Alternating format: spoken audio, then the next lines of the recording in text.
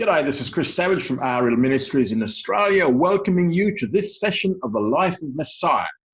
I pray that it will be of benefit to you and help you in your Christian growth. Thank you for coming along. Back into it tonight. We're still in the area of his arrest. Well, no, his trial. We saw the arrest last week. Last time we saw Judas. He led the soldiers to the Garden of Gethsemane, where Jesus was. We know that Judas was his purpose. He was bribed for the purpose of showing where Jesus could be found, and also he is the one who has to bring a charge to the Roman authorities, to Pontius Pilate, to get the cohort released. That was his purpose, and he is supposed to be the one who will be the prosecuting witness of the trial. The civil trial. That was last time. Now we see when Jesus was arrested, the disciples left him and they fled away at fulfilling prophecy. At the arrest and trial of Jesus, what else do we see? We see that the Sanhedrin broke 22 of their own laws regarding trials. We saw that the religious trial was brought to Annas first. Annas, remember, he was the official high priest. He was a Jewish high priest, and they were trying to find something to accuse Jesus of. They haven't got anything to accuse him of yet, but they arrest him first. So they bring him before Annas, and they take him to Caiaphas, Annas' son-in-law. Again, they're trying to find some witnesses to bring a charge against Jesus. So he's arrested before any charges are laid. And then They bring this charge of blasphemy against Jesus. And remember the Sanhedrin, when they met, the charge is blasphemy, and they unanimously agreed on a death sentence. And with that, the unanimous decision, according to their laws, Jesus should have been released, but not so. So we're going to see now tonight, we're going to continue on with that, and we're going to look at Peter's denial. And we see his denial in Matthew 26 verse 58 and 69 to 75, Mark 14:54 and 66 to 72, Luke 22 54 to 62, and John 18:15 to 18 and 25 to 27. Remember, we're using a harmony of the Gospels, so we're looking at all the passages that relate to this incident together. So this paragraph here is parallel in time with the last one. In the upper room discourse, Jesus had prophesied that Peter would deny him 3 times. And unwittingly, John, his mate and his fellow disciple, fellow apostle, he sets the stage for Peter's denials. The 3 denials by Peter occur during the second stage of the religious trial. And he's in the court of the high priest Caiaphas. So both events are happening at the same time. And we're told in the John account, in John 18 verse 15, that after the arrest, John and Peter followed Jesus into the very courtyard of the home of Caiaphas, the high priest. It's been a pretty big courtyard, because that's where they had all the Sanhedrin met there as well. So the way John was able to get into this courtyard is explained in verse 15 of John 18. It says there, now that disciple was known unto the high priest. So John, as mentioned before, the family of Caiaphas and the family of John the apostle were friends. That was how John, alone of the evangelists, happened to know the name of the servant of the high priest, whose ear Peter had cut off previously. That was back in the previous passage. All right, so because the servant girl of Caiaphas was able to recognize John, she allowed John into the courtyard. And we see from John chapter 18, verse 16, but Peter was standing at the door without. So the other disciple, who was known unto the high priest, that's John, went out and spoke to the doorkeeper and brought Peter in. So now both Peter and John are in the courtyard, and John thought he was doing Peter a favor, but he actually now provides the circumstances that led Peter to his 3 denials of Jesus. 3 times Peter's going to be accused of being a disciple of Jesus. The first time that Peter was accused of being a disciple, it came from a maid who said in Matthew 26:69, "You also were with Jesus the Galilean." But he made a simple denial. And this appears in verse 70 of Matthew 26. But he denied before them all, saying, I know not what thou sayest. In Mark 14 account, verse 68, we read that then the cock crew for the first time. So this would have been the first watch of the night. This would have been midnight. So remember that the cock crowing is not a rooster. It's the Romans sounding the watch, if you like. Now, the second time, sometime later, Luke also records in Luke 22, verse 58, that after a little while, he was accused of being a disciple a second time. And this we see in Matthew 26, verses 71 to 72. Another maid saw him and said unto them that were there, This man also was with Jesus of Nazareth. Again he denied with an oath, I know not the man. Notice the response this time in verse 72 of Matthew 26. And again he denied with an oath. So we now have a bit of a progression from a simple denial to a denial including the use of an oath. About an hour later, he's still out there in the courtyard. But an hour later, according to the Luke account, Luke 22, verse 59, Peter was accused of being a disciple of Jesus the third time. And in Mark chapter 14, verse 70 to 71, of a truth, you are one of them, for you are a Galilean. But he began to curse and to swear, I know not this man of whom you speak. The giveaway was Peter's accent. It says, for your speech makes you known. Galileans spake with a different accent to the rest of the southerners. So this time, Peter progressed even further with his denial. And Mark points out that he began to curse and to swear, saying, I don't know this man you're speaking about.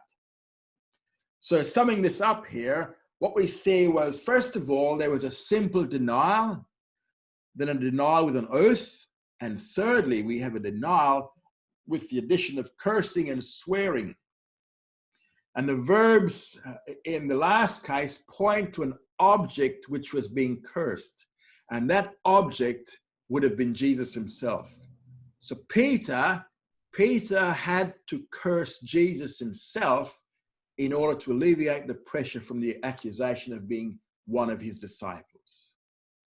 And we're told in the Mark account in Mark 14:72 that the cock crowed the second time. And this would have been 3 o'clock in the morning. So after the third denial, a number of things now coincide.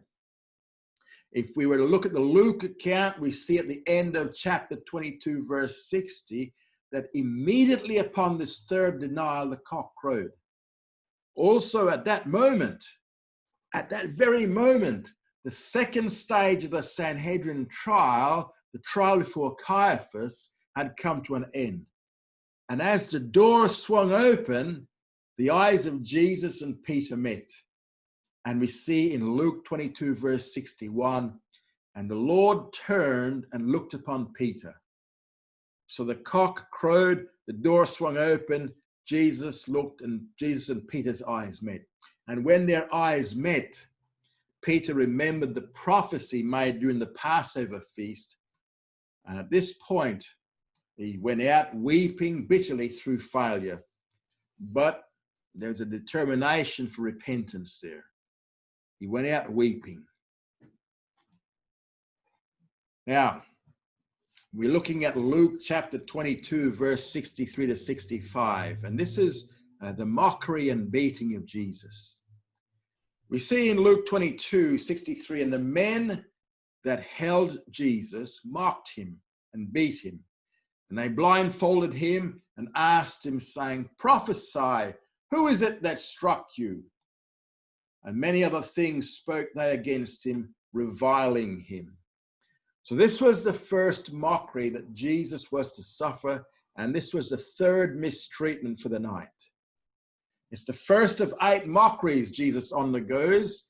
4 mockeries are going to be before the cross, and 4 mockeries are going to be while he's on the cross.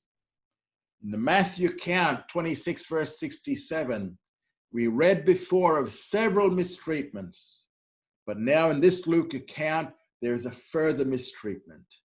And this was after Jesus had been taken from the trial room. And now looking at in Luke 22, 66 to 71, and also in Matthew 27, verse 1, we see now dawn is starting to come to the dawn of the day.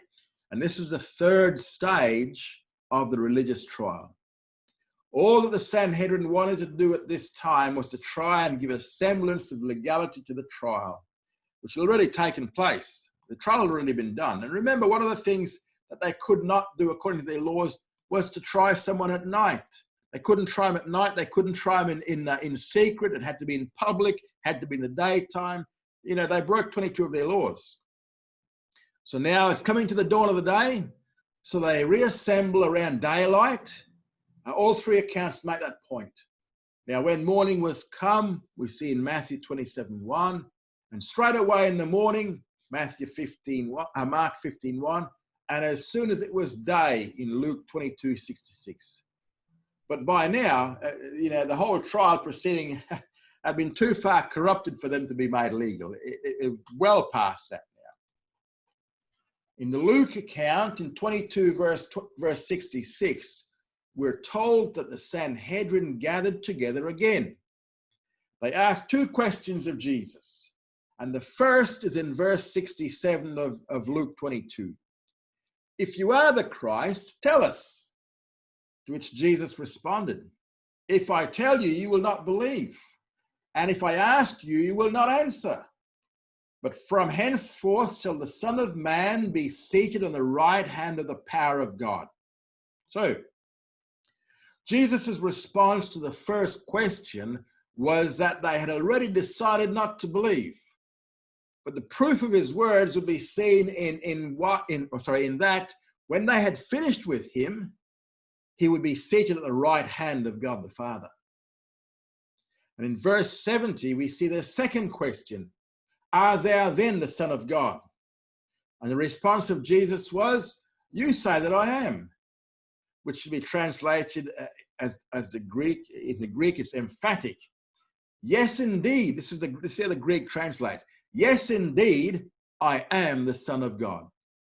So with that, the religious trial now comes to an end. And they now begin to move towards the civil trial. Although they had condemned Jesus to death on the charge of blasphemy, even though there was no evidence to support the charge, rabbinic definition of blasphemy was to expressly pronounce the 4-letter name of God. And Jesus hadn't done that. So they couldn't charge him with blasphemy. Now, the Sanhedrin at this time could not carry out the death sentence. They couldn't do it. So a civil trial was necessary. But the Sanhedrin had a bit of a problem. They had just condemned Jesus to death on the basis of blasphemy.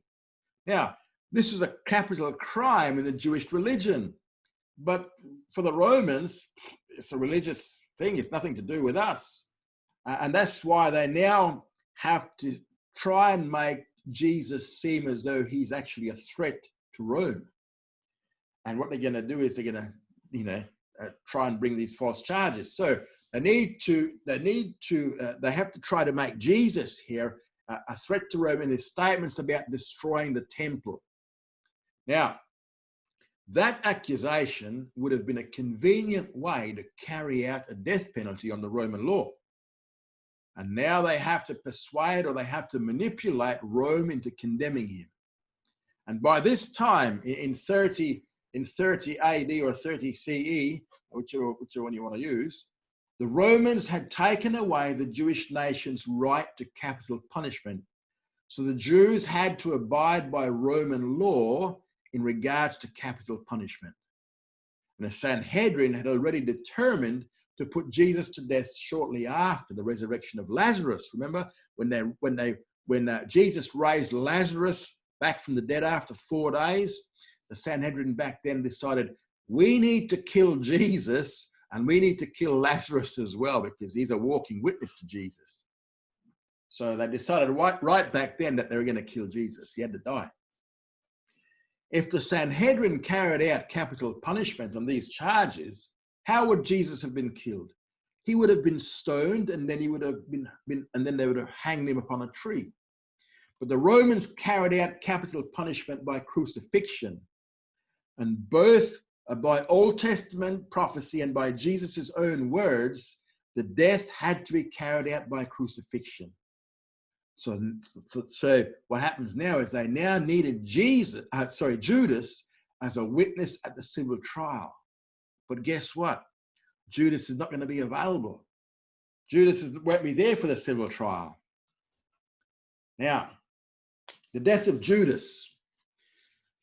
In Matthew 27, 3-10, and Acts chapter 1, 18-19, these two passages, we need to look at these two passages. So what we see now is that the religious leaders were unable to prove their accusation that Jesus had tried to destroy the temple. So they lacked the authority to order his execution. Even though the Sanhedrin found him guilty of blasphemy and sentenced him to death, they could not carry out the death sentence, as the Roman Senate had revoked the Sanhedrin's power of capital punishment.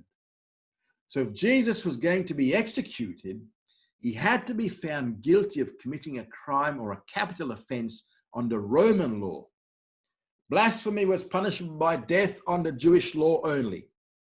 So now the religious leaders needed to bring up a different set of charges.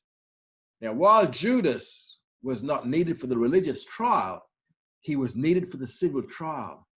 Remember, Judas was hired to accomplish 3 goals.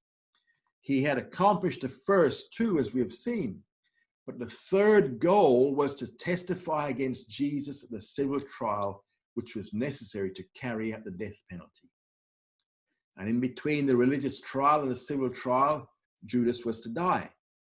In verse 3 of Matthew 27, we read here, "Then Judas, who betrayed him, when he saw that he was condemned, repented himself." Matthew says Judas repented. Does this mean that Judas was a saved individual? Was this salvation repentance, or wasn't it? We're going to find out right here. We have 2 Greek words for repentance. And the Greek word which means salvation repentance is metanoia. That's not the word used here. The word used here is metamelomai. And this metamelomai means an emotional remorse or regret. Jesus felt sorry for what he did. He regretted doing what he did. Judas was not exercising metanoia, which would have been salvation repentance, which would have been a change of mind. He was merely filled with remorse. He was full of regret. That's all. He's just sorry for what he did. Brought back, what did he do? He brought back the 30 pieces of silver to the chief priests and elders. And we remember the 30 pieces of silver comes out of Zechariah 11:13. And he said when he brought it back, he said, "Listen, I've sinned in that I betrayed innocent blood." However, they refused to accept his money, saying, "What's that to us? What do we care if you're sorry because you've betrayed innocent blood? What's that to us? See thou to it." And they cast down the pieces of silver in the sanctuary and departed. So the end of verse 5 of the Matthew account, we read, "And he went away and hanged himself." So the answer to the question is, Judas was not saved. Judas simply felt sorry for what he did.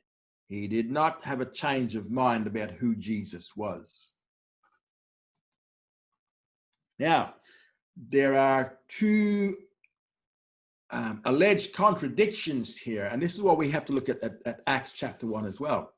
There seems to be a contradiction in the scriptures in the way that Judas died. Did he die by hanging or by falling and his bowels gushing out? That's the two things we see here in the scriptures. And Gentile critics of the New Testament see a contradiction between the Matthew account and Luke's account in the book of Acts. From the middle of Acts chapter 1, verse 18, we read there, falling headlong, he burst asunder in the midst, and all his bowels gushed out. Now, but Matthew said that he hung himself. We need to understand what was happening here, and to do that, we need to go back to Jewish law. By Jewish reckoning of time, a day begins at sundown. Our day begins at midnight, but a Jewish day begins at sundown. Therefore, the Sabbath begins at sundown Friday and ends sundown Saturday. So once the sun has set on Saturday, the Sabbath law no longer applies because now you're into Sunday night. The same reckoning of time applies to any other event or day. A new day always starts at sundown. The first night, this is Passover, remember, the first night of Passover was coming to an end, and they're now reaching the dawn of the first day.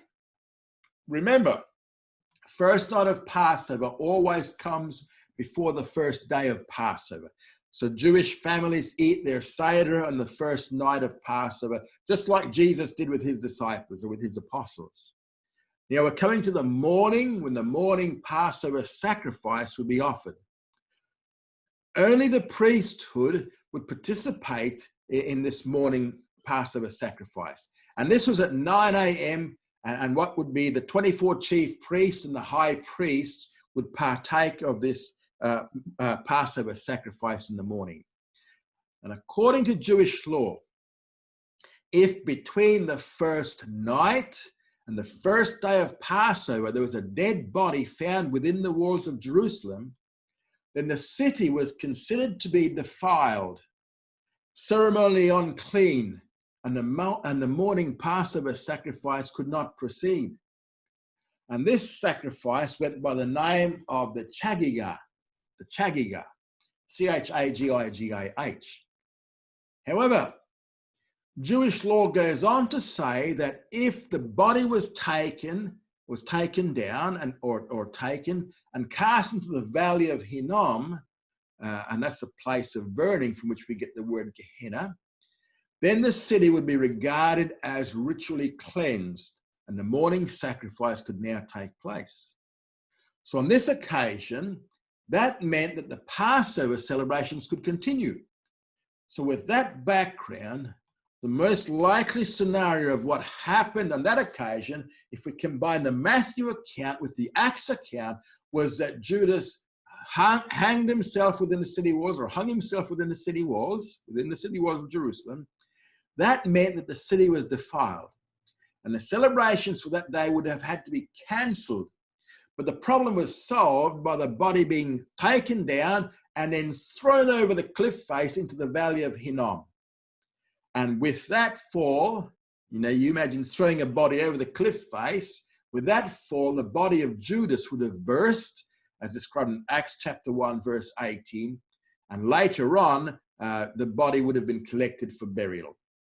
So there's no contradiction here. Matthew recorded how Judas died, while Luke described what happened to his body after it was found. Now, the other alleged contradiction concerns who actually purchased the field. The field Akeldama, the field of blood. The Jewish leadership had colluded with Judas. And we see that from Matthew 26 and Mark 14 and Luke 22. Now, they bribed Judas to betray Jesus to them while he was surrounded by a huge crowd. So Judas went to the chief priests themselves and he asked them, "Listen, what are you going to give me if I give you Jesus? If I show you where Jesus is?" And the price offered to Judas was 30 pieces of silver. Remember, 30 pieces of silver is the price of a dead slave. Now, the priesthood knew that this money was wrongfully gained. Why? It was bribe money. And by rabbinic law, they were legally obligated to return the money to the donor. However, Judas is dead. So what we can't put blood money into the treasury, so we need to get rid of it somehow. Now, what we see here now is that according to Matthew, it was the chief priests who purchased the field. We see it in Matthew 27, verses 7 to 8. And they took counsel and bought with them the potter's field to bury strangers in.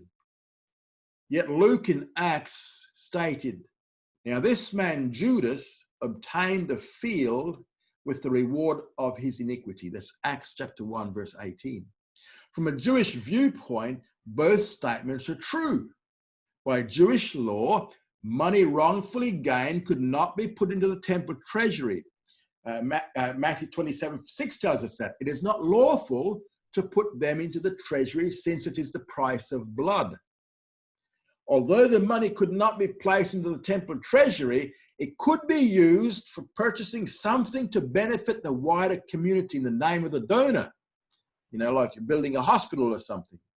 So the religious leaders purchased a field for the public as a place to bury strangers. And despite Judas's death, all the legal documents of sale reflected his name. Matthew recorded the events as they occurred, and Luke documented the fact that legally Judas purchased the field. So there's no contradictions there either. Now, Jeremiah or Zechariah. This is another point of confusion here if you know a bit of the Old Testament. This is in Matthew 27, verse 9. And there's a bit of confusion that comes out here for some people.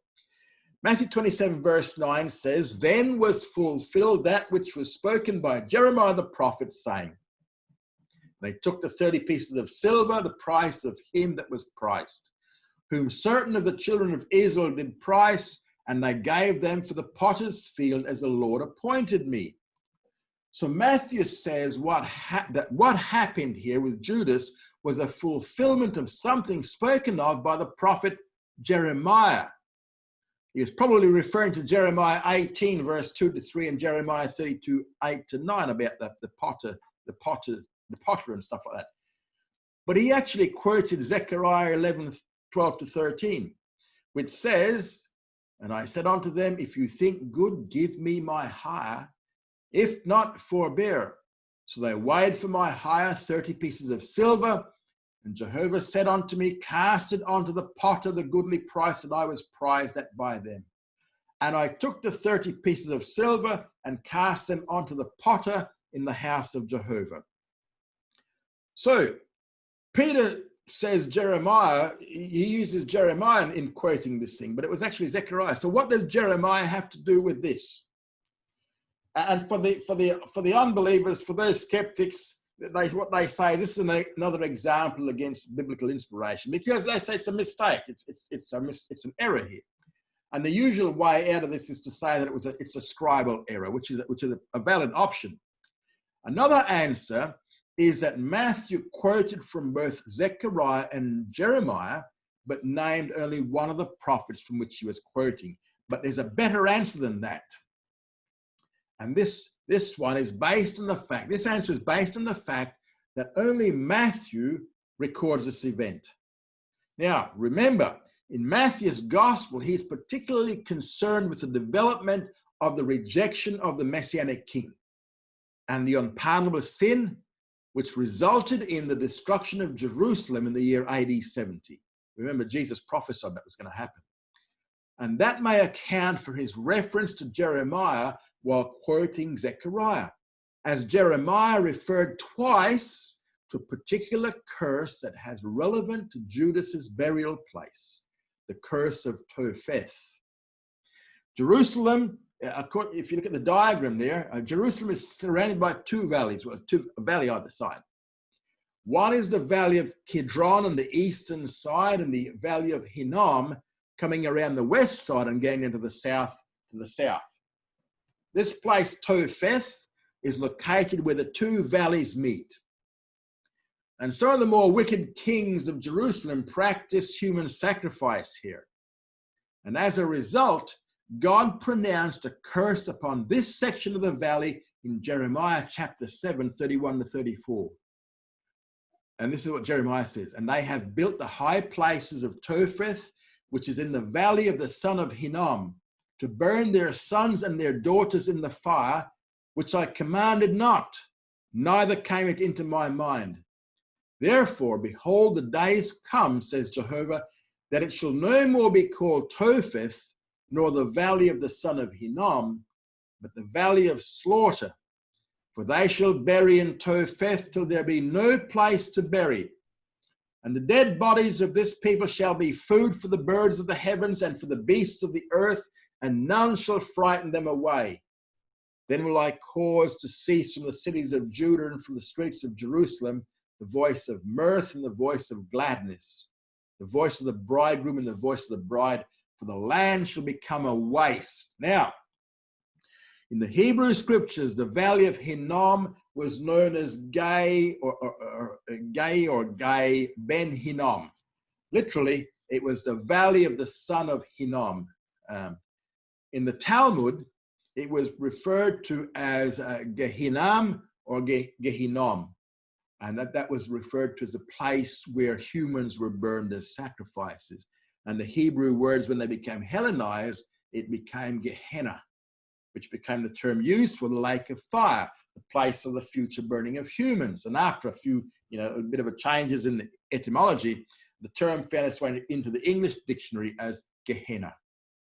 Gehenna. Now, Akeldama, Topheth, where that big arrow is pointing, the blue arrow, that's where the field, Judas's field was bought, the field of blood, Akeldama.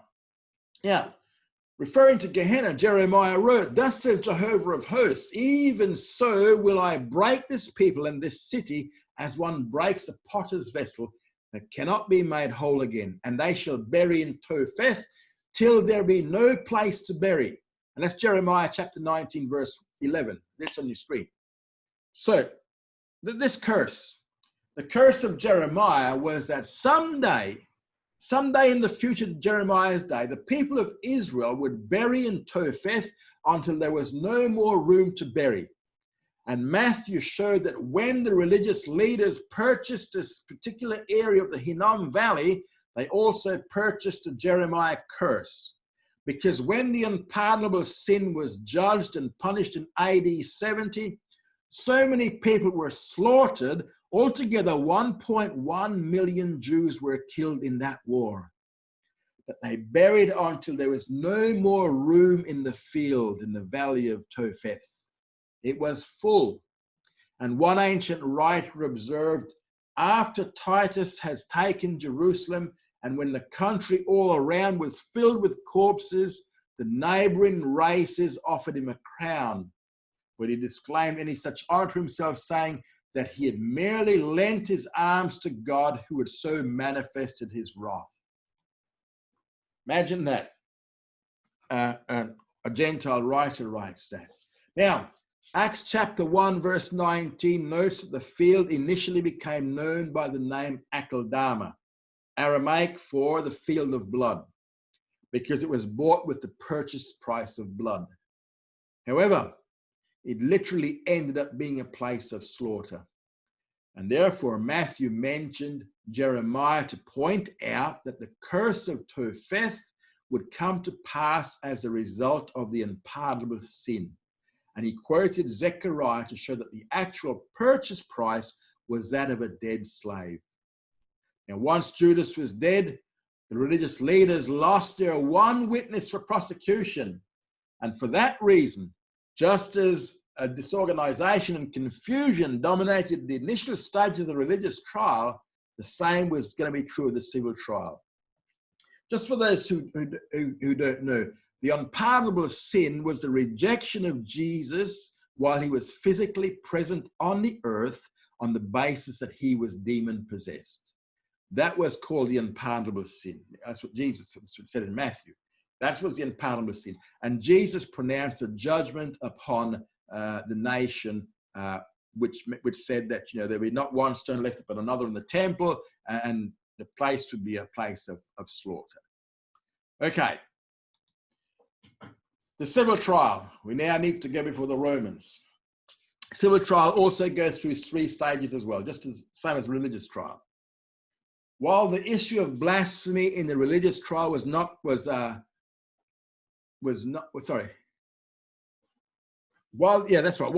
the issue of blasphemy in the religious trial was not punishable by death on the Roman law, sedition or treason against Rome was. And the issue in the civil trial was punishable by death. So that's what they have to do is now they have to bring up a charge of sedition against Jesus. Now, as we said before, 22 Jewish laws were broken during Jesus' religious trial. There are only 2 Roman laws affected this civil trial. First of all proceedings had to be public. This is the Roman law, Roman trial. All proceedings had to be public. And Jesus' trial was quite public, very much public. In fact, much to Pilate's regret later on. Second, a trial was to begin with the accuser or the accusers presenting formal charges for a crime that had to be punished under Roman law. And for this, the religious leaders would have needed Judas as he was their sole witness. Why? Because remember, it was Judas who approached Pilate with a charge to have the Roman cohort released to go and arrest Jesus, because they thought he was a seditionist.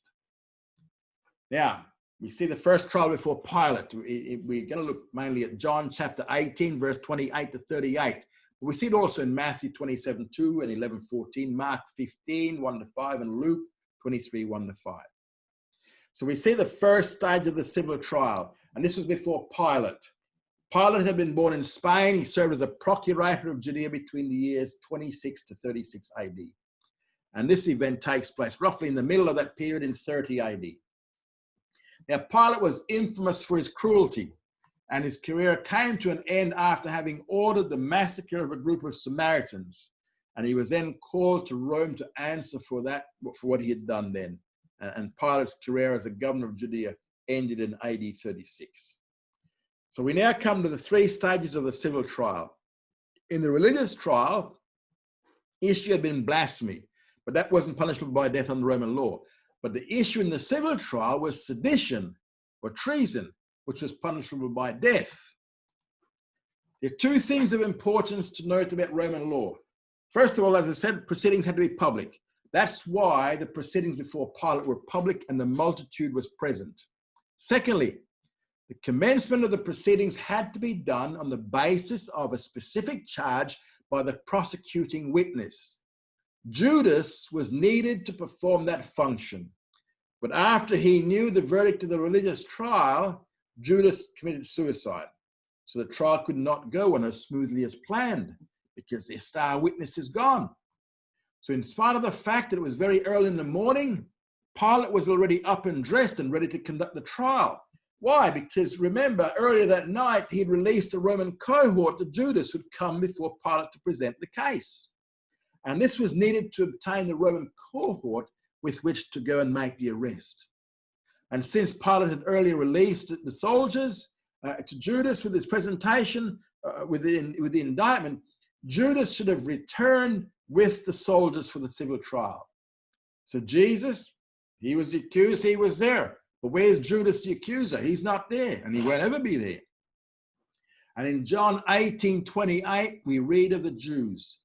They themselves entered not into the palace that they might not be defiled, but might eat the Passover.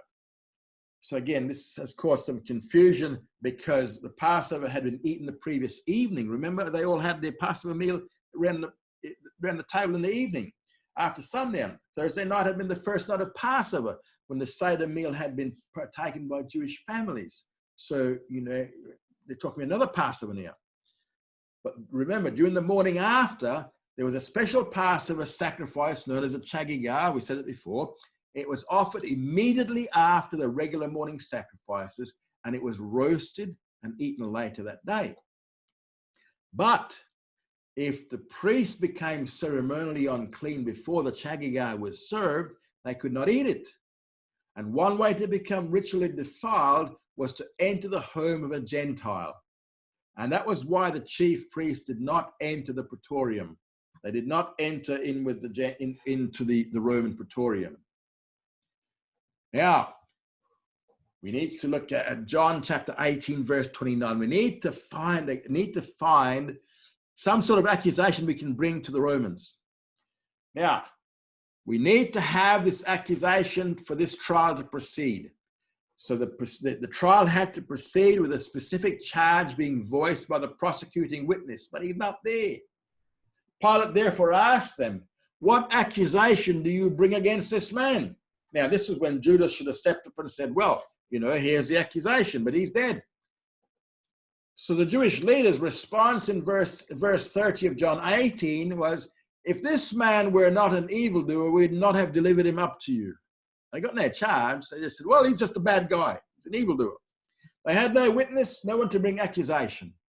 So they attempted to force Pilate to pass a sentence without a witness and without an accusation.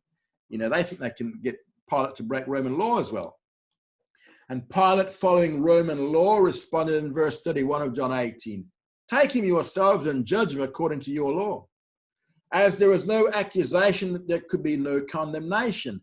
As there was no condemnation, there could be no sentencing. So the Jewish leaders responded, "It is not lawful for us to put any man to death." Notice verse 32, "that the word of Jesus might be fulfilled, which he spake, signifying by what manner of death he should die." Jesus needs to die by Roman crucifixion. Crucifixion was the Roman way of execution, and Jesus had prophesied several times that he would be crucified. If he had been stoned to death, it would have meant that he was a false prophet. Jesus has to die by crucifixion. And it's interesting to note that both the Mishnah and the Talmud tell us exactly at what point the Roman government took away from the Sanhedrin the power of capital punishment. And they date it as 40 years before the destruction of the temple. Now, we know from historical facts that the temple was destroyed in 70 AD. 40 years before that brings it to 30 AD. That was the year of the trial. And this shows the providence of God. It was to make sure that Jesus would die in the manner that he said he would die, which was by crucifixion. If the Sanhedrin had retained their right to carry out the death penalty, they would not have crucified Jesus. That was not the Jewish way. The Jewish mode of execution was stoning. And if the trial was 6 months earlier, he would have been stoned. If the Sanhedrin still had the authority to execute, they would have stoned Jesus to death. There would have been no atonement.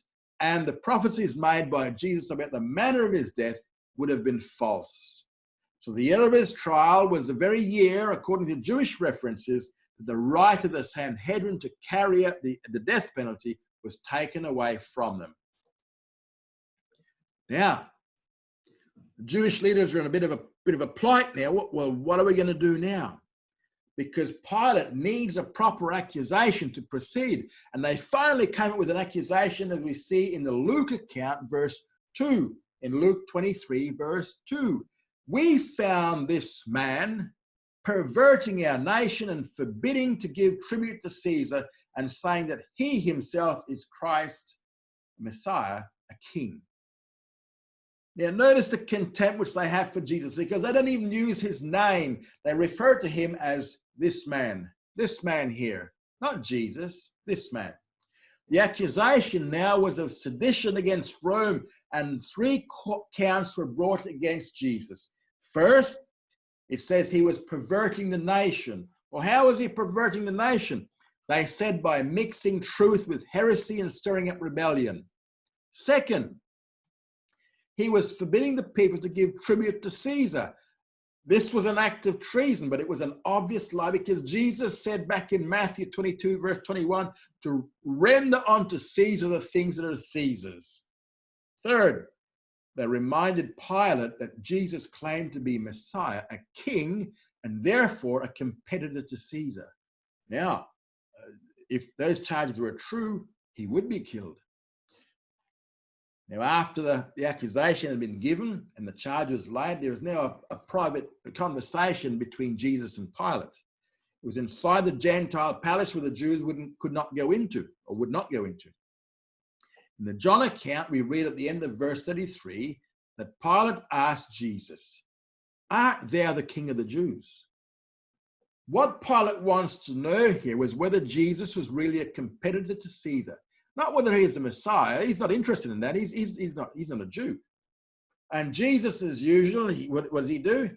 He makes clear the situation by responding with a question of his own. He says, "Listen, is this your conclusion, or are you repeating what others have said to you?" He wanted to know on what basis Pilate was asking the question, from a Roman or from a Jewish viewpoint, specifically the Jewish accuser's point. In verse 35, we see that Pilate responded, "Am I a Jew? Thine own nation and the chief priest delivered thee unto me. What hast thou done?" What he was saying was that he was asking the question on the basis of what the Jewish leaders had said.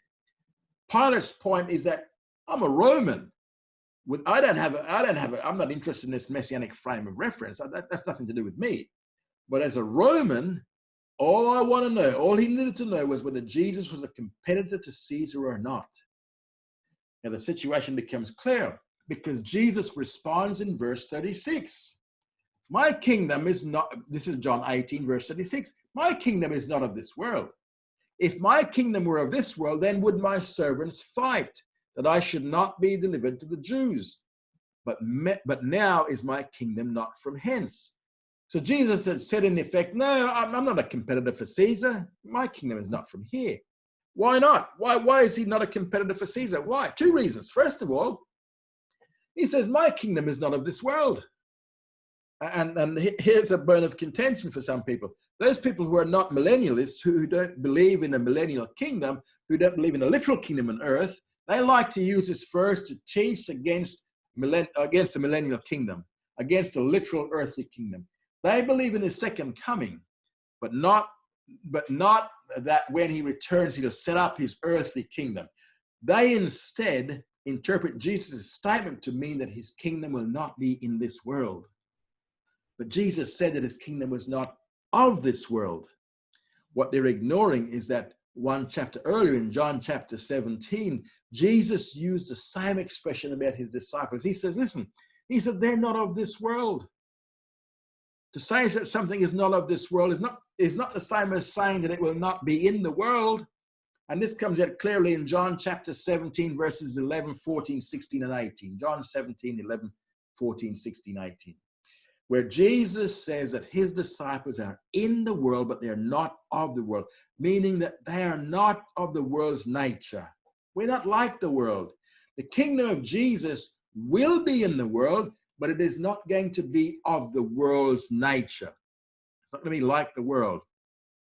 When Jesus returns to the earth, he will not depose Caesar and sit upon his throne. He will come with his own throne, the throne of David, and with his own kingdom, the Messianic kingdom. Now, the second reason why he's not a competitor for Caesar, Jesus said at the end of verse 18 at the end of chapter 18, verse 36, that his kingdom was not from here, not from hence, not from now. That was a result of the rejection of the Messiahship of Jesus. His kingdom was not to be set up at that time. For these two reasons, he was not a competitor to Caesar. And according to verse 37 of John 18, Pilate then asked, are you a king then? Are you any sort of a king? Are you a king in any sense of the term? Jesus answered, yes, in one sense, I am a king even now. I am a king of the truth. And everyone that is of the truth hears my voice. That's verse 37 of John 18. So the answer of Jesus was, yes, I'm a king of the truth. At which point Pilate responded sarcastically, he says, what's truth? He didn't follow what Jesus had meant. In fact, Pilate was looking at the very truth, but he didn't recognize him. Didn't recognize him as the truth. Now, innocent. The result of this conversation with Pilate is the first declaration of his innocence. Because in verse 38 of John, we read that Pilate went out to the Jews and said to them, I find no crime in him. And in Luke 23:4, we see that Pilate said, I find no fault in this man. He was not a competitor to Caesar. He was no threat to Rome. But after this first declaration of innocence by Pilate, further accusations were now made, as Mark points out in chapter 15, verse 3. And the chief priest accused him of many things. Right, so the threat to Caesar, that fell by the wayside. So we've got to find something else. There's no response from Jesus when questioned. This time he keeps silence. And verse 12 of Matthew 27 tells us he answered nothing. So when Pilate asked for a defense, he said in Mark 15, verses 4 to 5, answerest thou nothing? Behold how many things they accuse you of. Jesus doesn't make any answer, insomuch that Pilate marveled. And as the Jews continued to voice the various accusations, someone finally mentioned that, hey, Jesus is from Galilee, you know. And we see this in Luke 23, verse 5. But they were the more urgent, saying, he stirreth up the people, teaching throughout all Judea and beginning from Galilee even unto this place. So with these further accusations, the mention of Galilee was brought out, and the fact that Jesus was from Galilee, bing, bing. Pilate says, hang on, I can get off the hook here. I can get off the hook because Samaria and Judea were under his jurisdiction. Galilee was under the jurisdiction of Herod Antipas. And guess who was in town? In the city at that time was Herod Antipas. Why? He'd come down for the Passover festival and to maintain order in Jerusalem. Galilee was part of his jurisdiction. So Pilate says, okay, Jesus, off to Herod you go.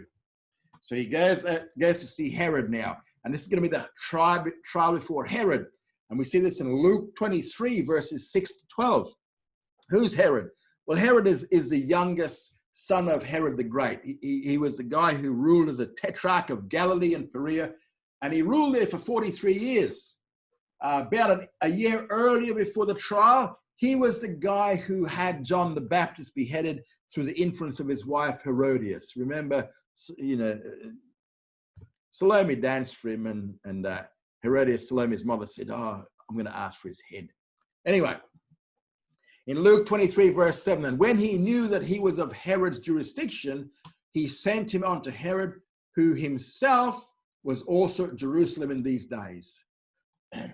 So only then did he begin to hear about Jesus' miracles, and for a while thought that Jesus was John raised from the dead. And Luke 23, verse 8, now when Herod saw Jesus, he was exceeding glad, for he was a long time desirous to see him, because he had heard concerning him, and he hoped to see some miracle done by him. What did Herod want? Herod wanted Jesus to perform some miraculous tricks for him and entertain him. And we see in Luke 23:9 that Herod questioned Jesus with many words, but Jesus says nothing. Jesus is silent. Jesus never performs miracles to entertain. He wouldn't be on TV saying, look at this. Herod has a history of liking to be entertained. And we saw that back with Salome, Herodias' daughter, when she danced for him.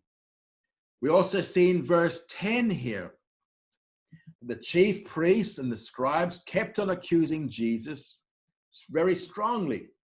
And when it became obvious that Jesus was not going to perform any miracles, Herod Antipas mocked Jesus by arraying him in a gorgeous apparel.